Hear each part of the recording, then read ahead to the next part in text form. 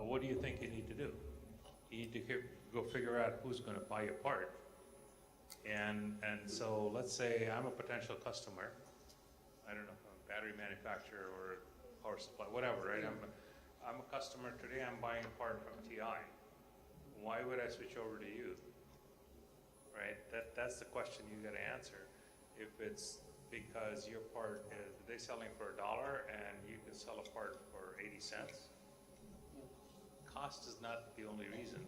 People don't really care about whether it's 0.35 or 0.4. Some people do, but in general, I think what I would suggest in that case is use your technology and your technique to go figure out what can you create as a product that the customer really cares about.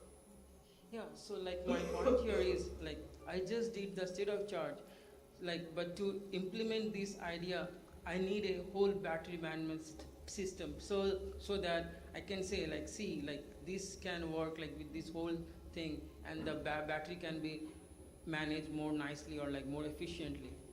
So the thing I'm trying to get you to think about is think about who has this problem. Who is a customer that really cares about it? So let's say your part is smaller and it's cheaper. More That could be and more accurate. Yeah. Okay. accuracy is a tough one. I think it's a good technical accomplishment, but you got to figure out if the customer cares about it or not. I don't know what the answer is because I'm not an expert in that space, but you have to think about if it's the fire alarm manufacturer that has a battery charger, doesn't want to, who's the customer that cares about it, right? No, but everybody is using the battery right now. So like, so they're using it, they're using TI's solution for $1. By going to a 90-cent solution, it's not enough impetus to go switch. That's the point I'm trying to make to you. And that's okay coming from a technical perspective. I appreciate your coming forward and thinking about it. But what I'm suggesting is think a little differently, right? Use that basis to solve a customer problem in something that the customer cares about and that they're willing to pay you. Because if they're not, then you accomplished good technical stuff, but it's not a good business solution. Does that make sense? So it's not a negative, it's just training you to think a little differently. Any other comments on that? Am I right about this, or? I think you got to keep doing the technical stuff. Don't give up on that. You got to write a publication. You got to do all of those things. But if you really want to make a business out of it, think of it as a business person, right? Okay, so like there's one more question is that like we all engineers, we all researchers like wants to solve a particular thing, but so like we don't have this thing. Okay, like let's put this thing like in some applications, like to real. So like when we do like some measurements, we think okay like let's assume this, and based on that we do measurements and we just publish the papers or whatever. So like what like as an engineer or like a researcher, like how should I know, like I don't know how to explain this, but like this question always comes to my mind, that how to like reach to the product level. So you remember the orthogonal chart I showed you? You're on the x-axis, you're doing good technical work, you got an end result as a publication. Okay, that's the path you're on. If you want to be on the vertical path, which is to start a business, you got to train your mind a little differently, right? And not the first idea that you come up with is going to be successful. This is where a lot of the researchers go wrong, is they're on a path to publish papers. You feel free to add something, you're a researcher, right? Your end in mind is to write papers, and that's great. We need people to do that. But to create a business out of it, you got to think a little differently. That's the point I'm trying to teach you. You agree?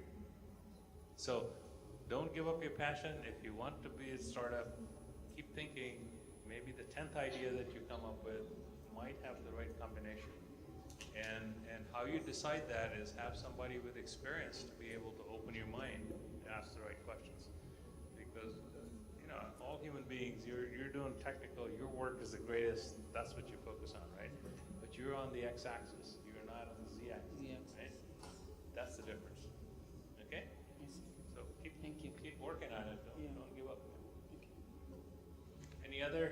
volunteers?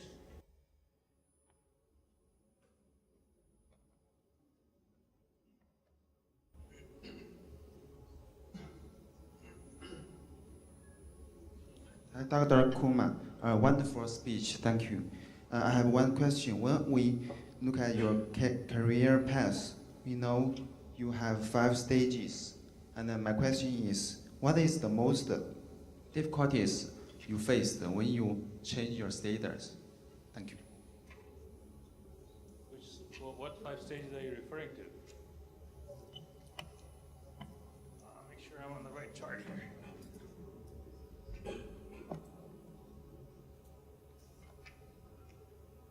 You mean this one? Yeah. Oh, so what's the question, sorry? What is the most difficulties you faced when you change your status? Oh, most difficult stage? Oh boy, that's a tough question. I think for me, personally, it sort of came naturally to the extent that inherently I'm a broad person. I mean, the model I draw is, ion implant engineers and narrow deep in that field, doing that X-axis technical work, right? By nature, I'm the broad person. I'm always looking for the device effects, looking for the packaging effects, all of those things, right? And so for me to go technically, to expand my skill set, that was no problem. Doing the soft skills, again, I saw the value of good presentations, came sort of naturally. Hard decisions were, should I commit to being a manager or should I be technical? I think that was a difficult one that I have no regrets in what I did, but I think there was a phase over in some cases. I was always ambitious, so I think that's very personal kind of decisions. The entrepreneur, leaving my job to go do an entrepreneurship. I think when I was still at Unisys, we tried to launch a business and that didn't quite work out because I had little kids and it was a little difficult to do. But once I left Cadence, that was a natural spot because I had that passion. And then the educator part, again, that came more as a natural because I had all this experience and I wanted to share my experiences back. So that's my motivation for doing that. So I'm sure there was stumbling blocks in between, but did I sort of answer your question? Or I think it went from one to the other, and I was kind of mentally preparing myself to, I've always wanted to be teaching the last 10 years of my career, so here I am, right? And it's sort of a natural fit into being the educator.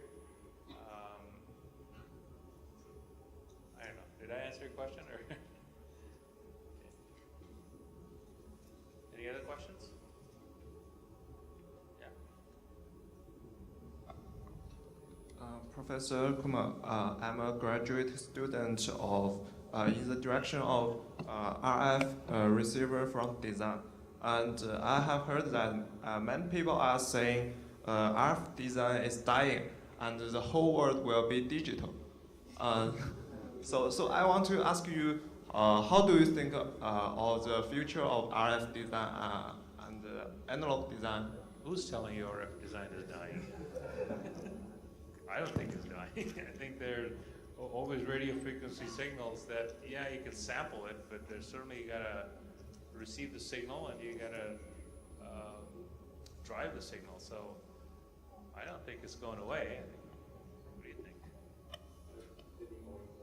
Yeah, I think it's even more important because there's so many different bands that you gotta go take care of. So no, don't listen to those.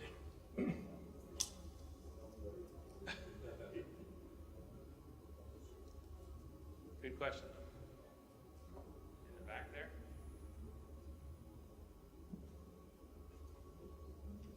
Way in the back. Make sure those that are asking the question that come up and I'll sign your book. Hi, this is Dreaming from HKUST. Very nice talk, thank you. So my question is, have you considered to be the full-time faculty member in one university? Second question is, if one man researcher want to be the faculty but also want to start up his own company, what should he do? Thank you. Okay, so a couple different questions. One, have I considered being a full-time faculty? I'm still waiting for an offer. I don't have one. You know, that'll depend on what the particular situation is. I'm still doing my consulting and having a good time doing it, so I'm able to do both. I'm not sure exactly what will happen next. And what was your next question? Oh, you are a faculty thinking of doing a startup? Is that what you said?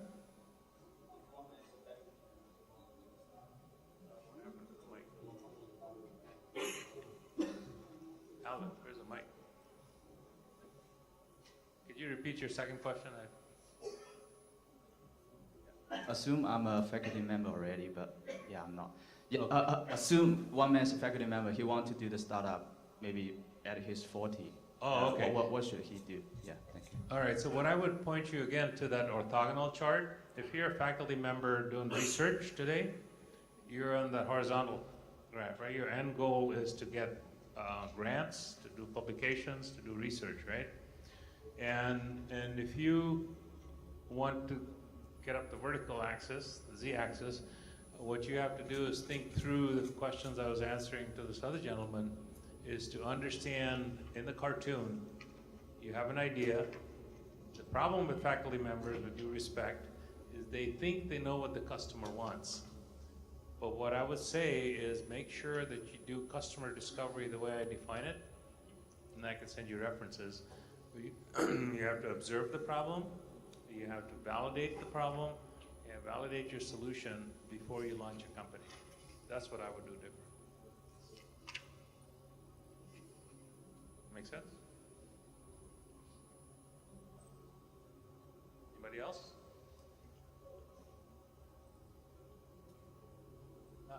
You have a question?